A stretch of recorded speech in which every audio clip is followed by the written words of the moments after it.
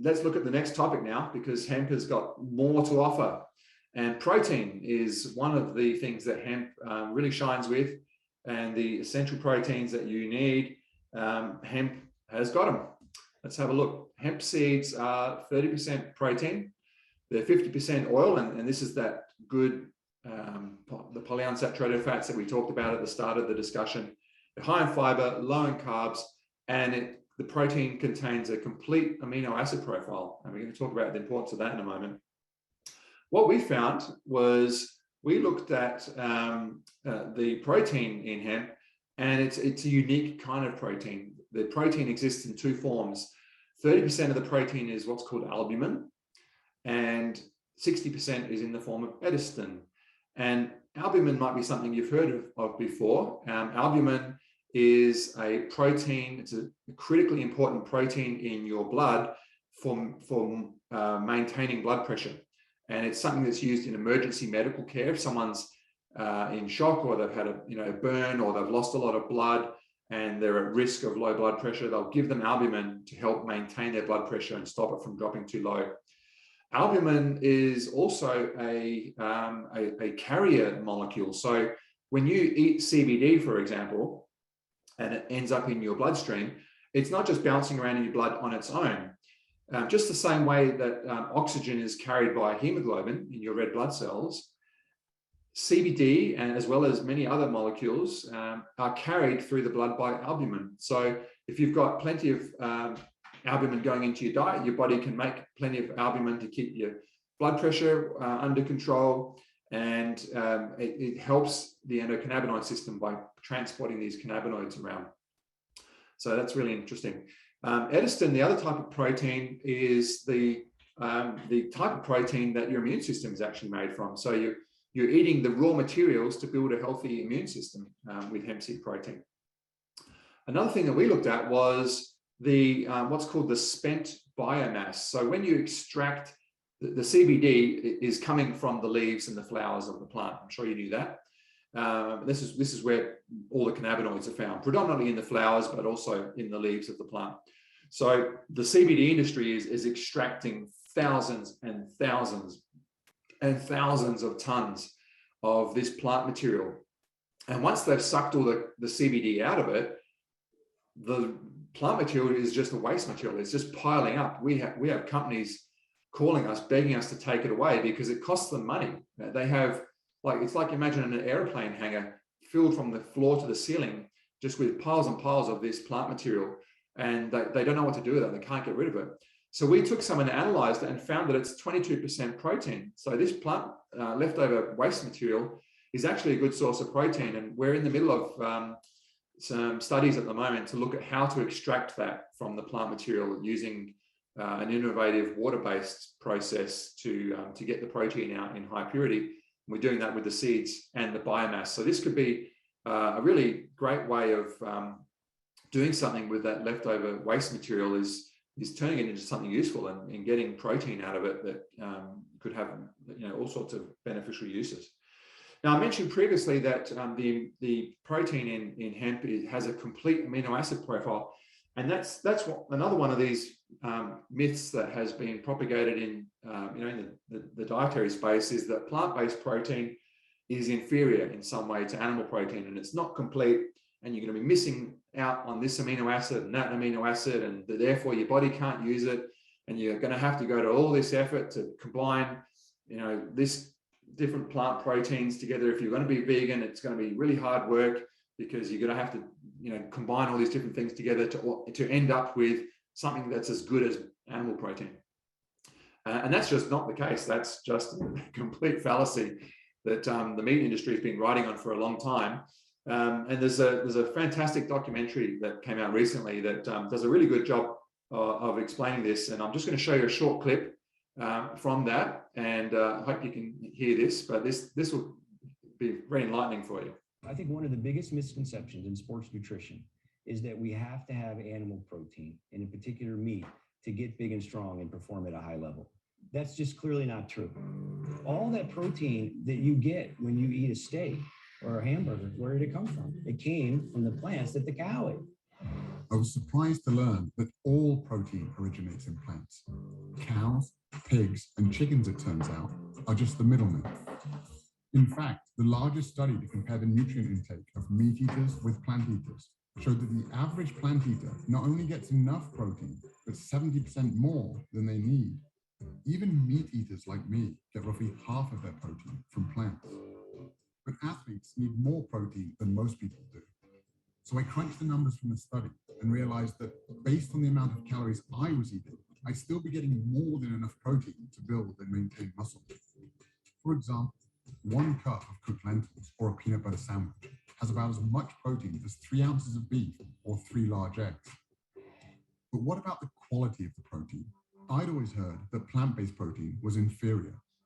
Proteins are strings of amino acids, and there's some amino acids our bodies can't make. Those are the essential amino acids. So we have to get them from food. And one of the arguments about animal-based proteins being superior is that plant-based proteins aren't complete, so you're not going to get all the amino acids. And that's a fallacy as well. Again, I was surprised to discover that every single plant contains all the essential amino acids in varying proportions. And when it comes to gaining strength and muscle mass, research comparing plant and animal protein has shown that as long as the proper amount of amino acids are consumed, the source is irrelevant.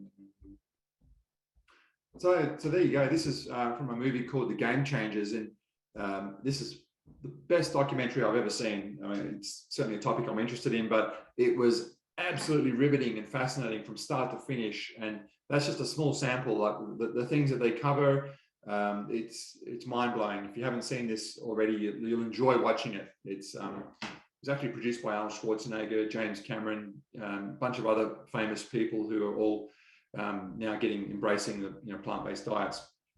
So check that out. It's a really fascinating movie. So this topic of essential amino acids, this is something that hemp certainly is relevant with. You can actually, research has shown now, you can actually grow muscle without exercise. And you may have athletes coming to you wanting to optimize their diet to improve the way they can grow muscle. This research here by Lane Norton, he's from Illinois in the USA. He looked at these different essential amino acids and found they found that you could take every different amino acid out of the diet and still grow muscle. It was leucine, the amino acid leucine was the trigger. That was the magic thing that caused the body to turn on muscle growth.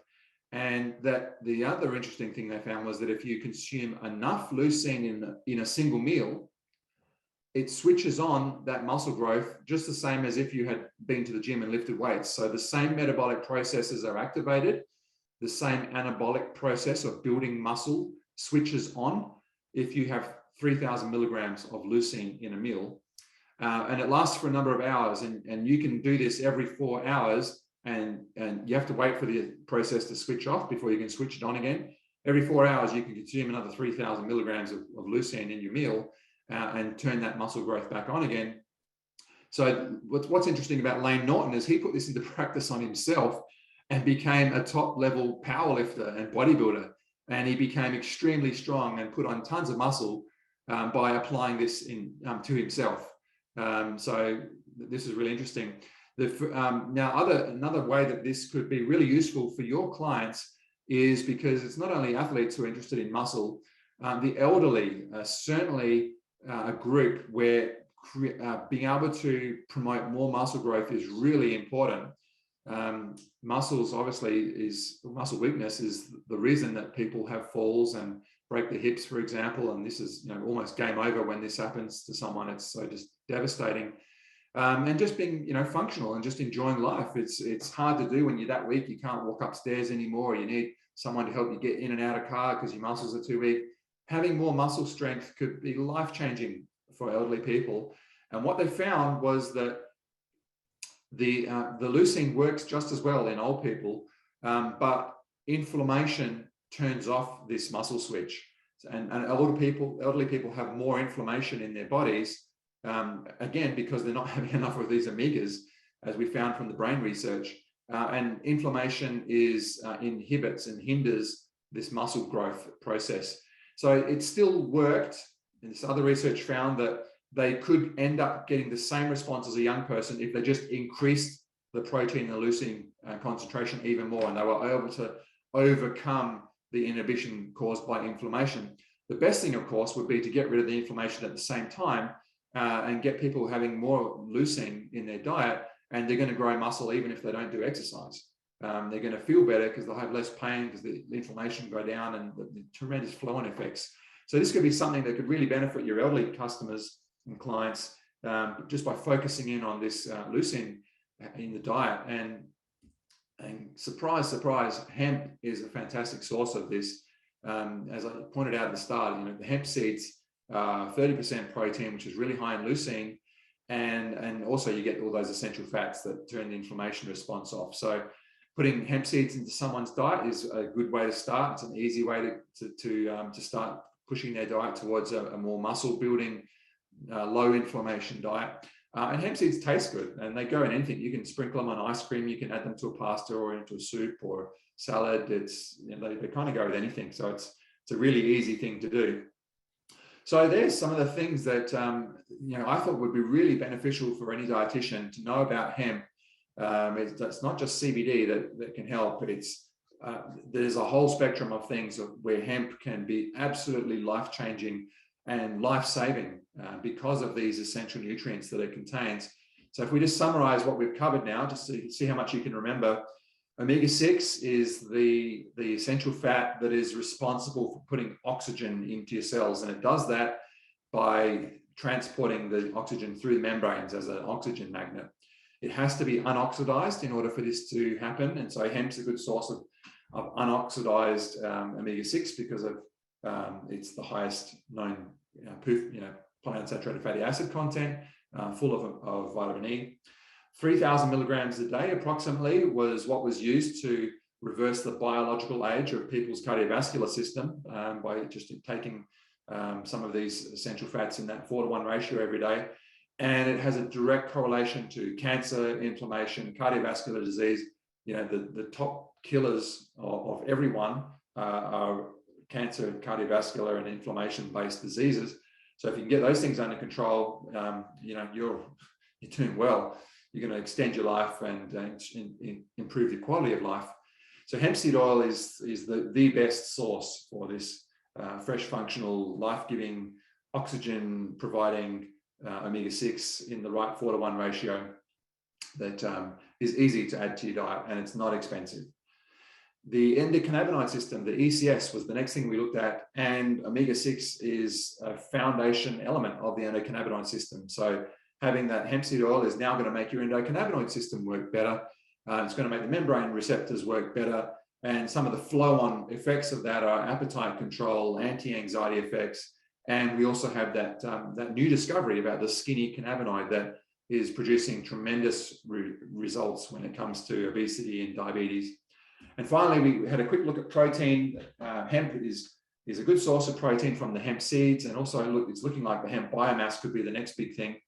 It has the complete amino acid profile, and it's a good source of leucine, the muscle-growing amino acid. Hemp is high-quality protein, so you're getting all the good stuff that you need in high amounts. Tastes good, it's not expensive, easy to add to the diet, and there you go. That's, I hope, has been some really useful information that you can apply to yourselves, your family and friends, to your clients, and this could really help your business along. People are going to get results and want to come back to you and tell everyone else to come and see you, and you're going to feel great because you're going to see people improving the results that they get because of the way that hemp has all of these secret essential nutritional factors that have tremendous beneficial effects in the body.